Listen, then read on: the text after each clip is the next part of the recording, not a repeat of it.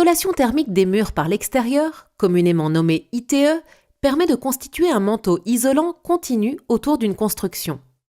En rénovation, cette technique a l'avantage de ne pas entraver la vie intérieure pendant les travaux et de ne pas réduire la surface habitable.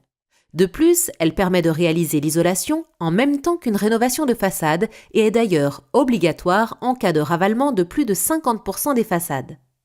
Grâce aux aides financières, le surcoût engendré par l'isolation reste faible par rapport à un simple ravalement.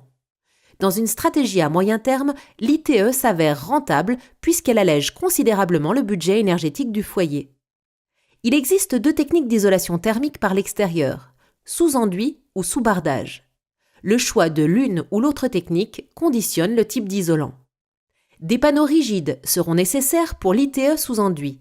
Panneaux de polystyrène expansé ou extrudé, panneaux de polyuréthane, panneaux de laine de roche ou encore de fibre de bois.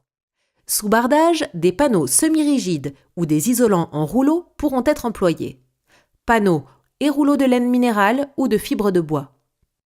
D'autres isolants peuvent être envisagés, mais ils doivent détenir un avis technique conforme aux exigences thermiques, acoustiques et de protection incendie. Pour choisir une technique d'ITE, il faudra suivre les exigences réglementaires et techniques. Les travaux de façade doivent être conformes aux règles d'urbanisme et font obligatoirement l'objet d'une déclaration de travaux en mairie. La prise en compte des matériaux de construction des murs est la précaution majeure avant d'envisager une solution d'ITE et un isolant. Par exemple, sur un mur en pierre, l'utilisation des panneaux isolants bloquant les transferts de vapeur d'eau conduirait à compromettre la pérennité du bâti. Pour assurer la pérennité des murs en pierre, en briques ou en terre, il faudra recourir à des matériaux d'isolation et de revêtement permettant les transferts de vapeur d'eau. Contrairement à l'isolation par l'intérieur, l'ITE permet de traiter les ponts thermiques des planchers intermédiaires et des murs de refend. Par contre, les autres ponts thermiques sont plus difficiles à traiter et peuvent contribuer à l'apparition de pathologies comme des moisissures.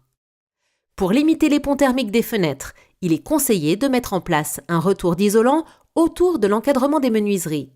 Si le retour d'isolant est impossible à mettre en place ou que la perte de luminosité est trop importante, changer les menuiseries peut être pertinent.